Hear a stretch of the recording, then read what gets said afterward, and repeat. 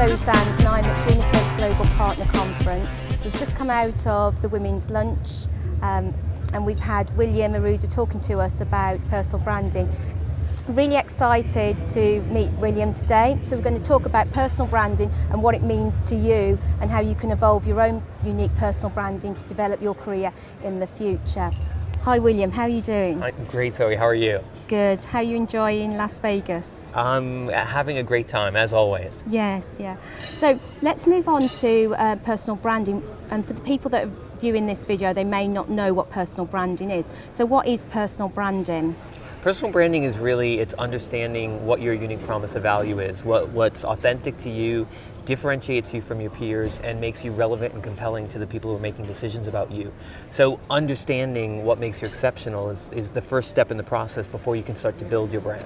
Okay, so people know about corporate branding and personal branding. So how do those two elements interlink? Are they different or do they actually marry up together? Yeah, it's a great question. A lot of people think that corporate branding and personal branding are fight with each other and a counter to each other, when in fact, you can use your personal brand to deliver on the corporate brand promise, right? Well, companies can benefit from each unique ingredient that each individual contributes. So if you know what your brand is and you can apply it to the corporate brand, then you're delivering greatest value. And that's what companies are looking for. So it's really not personal branding or corporate branding, it's personal branding plus corporate branding. Okay, so if somebody's looking at this now, at the video, how do they get started with their personal branding? Do they start searching in Google? What do they start to do? Do they create a website? How do they go about doing it? Yeah, well, you know, the first step in the process is really knowing what your brand is. A lot of people jump on the web and they create all kinds of content and it's about visibility for them, and nothing could hurt them more than not having a plan. And that plan is, I need to know what it is I want to build my brand around before I jump onto the web and start communicating to people things that I want them to know. So really it's getting clear about your brand before you start to express your brand.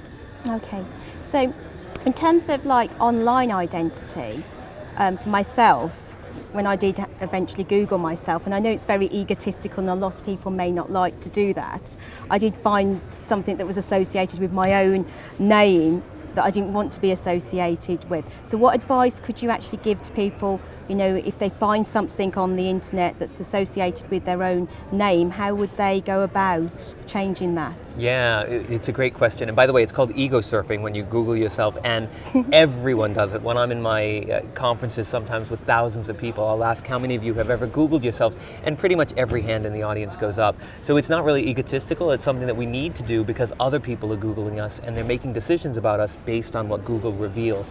What you're talking about is digital dirt. Digital dirt is when there's some content that's either not flattering or not accurate on the web, and you want to make sure that goes away. To do that, you have two options. One is you vacuum it up. If you can take it down, or if you can get the people who put content up and have them take it down, that's the best option, right? Then it gets removed from the web. The second thing you can do is what we call sweeping it under the rug. And that means getting it to show up beyond page 3 in a Google search. What we know is 87% of people never go beyond page 3 in a Google search. So if you can get anything that's content you don't want people to see beyond page 3, you can have more pure results on the first 3 pages. To do that, you need to make sure that you have high-ranking, relevant content so that it will show up on those first 3 pages.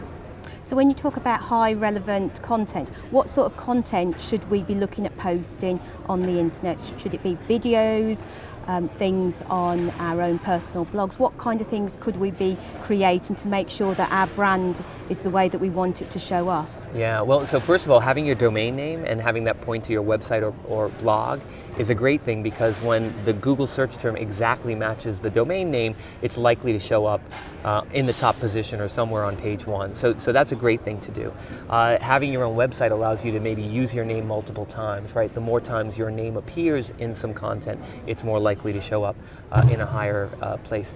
Video is really important. So having your own YouTube channel and making sure that your videos are there is critical. With blended search, you've probably seen that along with text-based content on page 1, you have images and YouTube videos. So that's a great way not only of showing up on page one, but delivering a complete communication. The power of video is being able to let people know who you really are and convey that personality that you can't get in text-based content. So we've talked about video, websites and blogs. There has been a rise in social media with all of the different social platforms available to us. We've got Twitter, Facebook, LinkedIn. How can we utilise those areas for a positive nature for us, for ourselves? Yeah, and a lot of people get into trouble with Facebook, for example, Yeah. because they post some things that may not paint them in the most positive light. They're communicating with friends and whatnot. It's great to be able to use a lot of the apps within Facebook, like talent.me or honestly.com or Branch Out, which are more professional sides of Facebook, which allow you to communicate that professional side and connect with those folks, give them the access to that kind of information, and keep your Facebook friends maybe a little bit separate and ensure that it's more private. Right? Twitter is an incredible tool. I think its best function is as a pointing device, right? So if you create some content, you publish an article on the web, or you've written something new in your blog, pointing people to that using Twitter is a great way of getting people who may be your followers or maybe searching for certain words to be able to connect with you on a professional level and to build that brand community. So it's really important that we use all the different tools that we have, LinkedIn and Facebook and Twitter and our own blog and personal portals like about.me and flavors.me, so that we have one comprehensive way of communicating our brands on the web.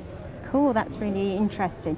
So in terms of what can an organisation do to utilise personal branding with its employees? Yeah, here's the exciting thing. When I started my business, I would tell companies, I want to come in and brand your people, and they were so not interested in that because they really saw it as competitive. And what I think has happened in the past 5 or so years is people realize, or companies realize, that their talent is their greatest asset, and they have two choices.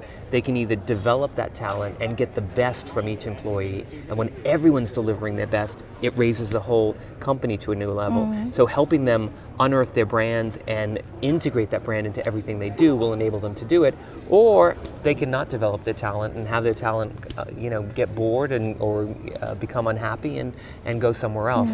The biggest byproduct for the corporation from personal branding is engagement. Employees are engaged. They understand what makes them exceptional and how to apply it, so they're more engaged in what they do, they're more motivated, they're more inspired, and they're better able to deliver on-brand work because they have that connection between their personal brand and the corporate brand. Oh, that's brilliant, thank you. So to close off our brief interview, what top tips would you like to give out that people should start doing now for personal branding? What would you advise that they do straight away? Yeah, well, number one, know what your brand is.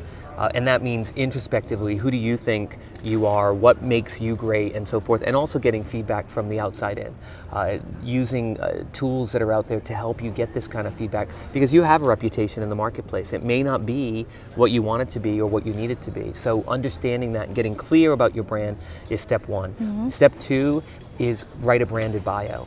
Your branded bio is a bio with your personality and your passions and your values integrated into it. It is the first thing that people will be looking at to learn about you, especially on the web. It has many, many, many uses. So writing that branded bio, getting a professional headshot so that people can connect a face with some content is also great. Making sure your LinkedIn profile is up to date and getting recommendations. Getting other people to speak for you builds your credibility. When they talk about your brand, it's much easier than you having to pound your chest and tell people how great you are. Oh, well, thank you very much, William. It's great to meet you. Great to meet you, Zoe. That's all from us. Thanks very much.